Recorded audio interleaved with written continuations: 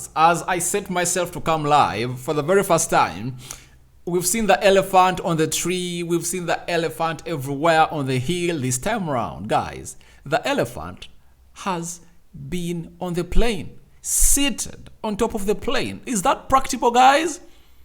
Alright, I understand the excitement, but the elephant is everywhere. The elephant has really gotten off the tree and now it's flying up in the skies after Arsenal making an incredible comeback against Bournemouth at Emirates by winning that game 3-2. And this is a new segment I told you about that we are going to be here coming in and breaking down how it really happened from minute to minute, every highlight that really surfaced into this game of football of Arsenal 3, Bournemouth 2 is going to be talked about here. The VAR decisions, the missed chances of Arsenal, Aaron Ramsdale saves that kept Arsenal in the game until the 90th minute when Reece Nelson really pulled the one up. So, thank you guys. Smash the like button, comment and share. The first video we've done about highlights, it's really having close to 6,000 views in a space of just 2 hours. You guys, you are really great, and continue to subscribe to our beautiful channel that is Rokani Media Football. Now,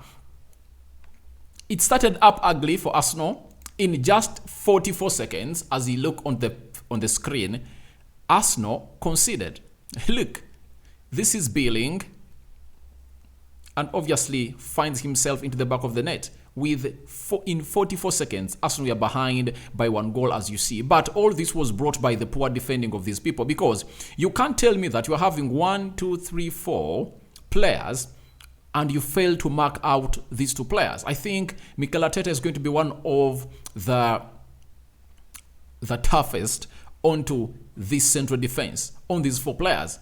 They needed to keep what we call the positional sense in them. And obviously the positioning was really ugly. That's why this ball comes in up and really falls through them unknowingly, and Billing taps it at the back of the net in just 44 seconds. That was the first minute, and obviously they went ahead to celebrate. This is Solanke and this is Billing leaving Aaron Ramsdale down, and obviously Aaron Ramsdale was left helpless and he had nothing to do to stop that beautiful goal and attack from Bournemouth. After that, Arsenal tried to level in. It was a double save put in up by the goalkeeper known as Neto on loan from Barcelona. After like 4 minutes later, after Arsenal had conceded, they tried to level up the game in around the 50th minute. But Odegaard went in for a left shot, and obviously Neto came in through and made a very beautiful save. Then Saka picked up the ball and obviously hit it with the right foot, but Neto was there to deny Arsenal that lead, that level. They would have gotten ahead at that particular bit of time. Then in the 19th minute, Aaron Ramsdale came up with a very wonderful, beautiful save, because it had gone ugly. It had gone ugly and nasty.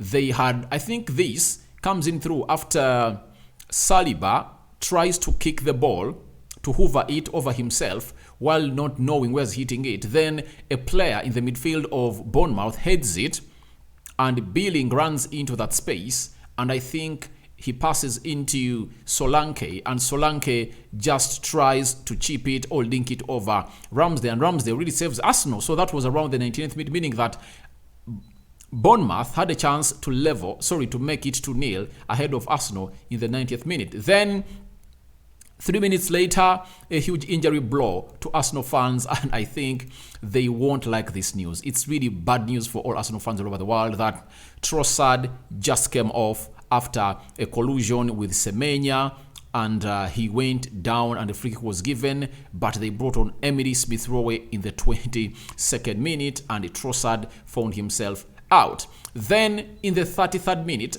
this was a call that I thought was a penalty, because the hand was out of position of Chris Kavanga.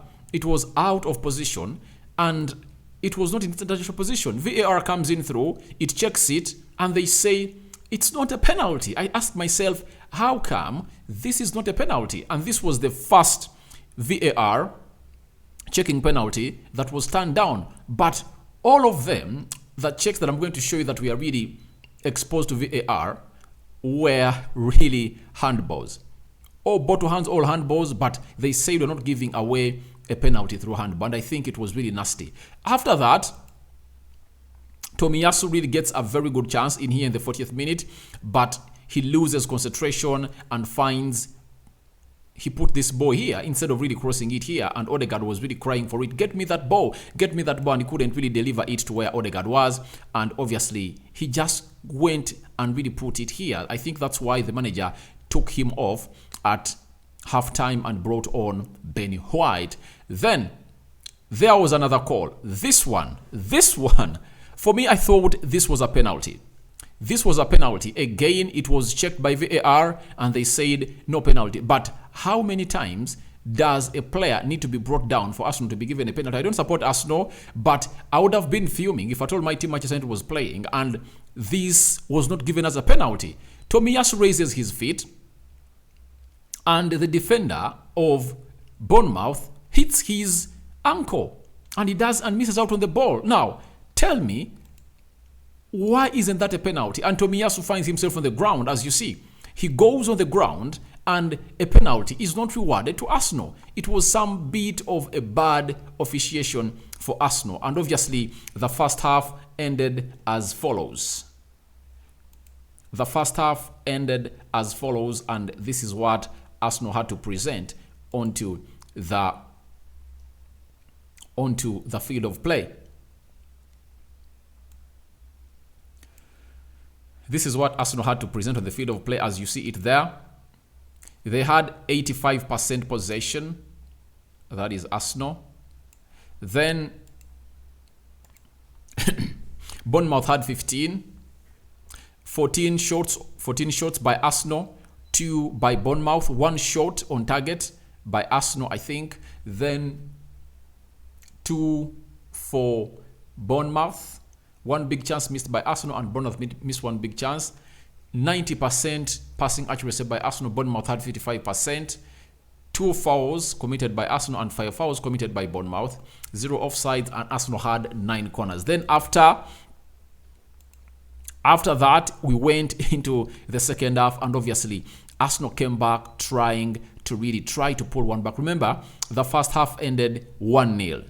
Now, when they came back, Arsenal, they pressed, but guess what? In the 57th minute, those are 11 minutes into the second half, Bournemouth went ahead and really scored a set piece. Thomas Partey failed to keep his man on as Senesi, and he ran away from him and headed that ball past Aaron Ramsdale, and they headed into a celebration. Thomas Partey was left looking aghast, and he couldn't imagine that they were 2 goals down. But Arsenal tried to put an effort, and obviously Thomas Partey, a man that was the reason as to why Arsenal considered that goal. 5 minutes later, he went ahead to really score a pass or a header coming in from Emile Smith-Rowe, and Emile Smith-Rowe was the man responsible for that assist, was later brought off, and that is Thomas Partey getting the ball and taking it to the center half to go ahead and really try to look for another goal. And obviously Arsenal tried to go on and press.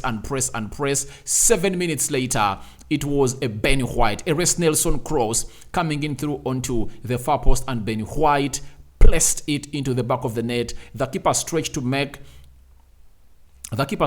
the save, but it had crossed the line, and the goal line technology just vibrated onto the hand of the referee, and the referee pointed at the center half. And obviously it was Ben White, as you see there, celebrating with Nelson and Zinchenko, but it was a very perfect cross wiped into by Reece Nelson, as you see there, and it was really tapped into the back of the net, and Arsenal went ahead to really level up the game. After leveling up the game, it was more drama and drama. VAR coming in through, failing Arsenal to get a penalty.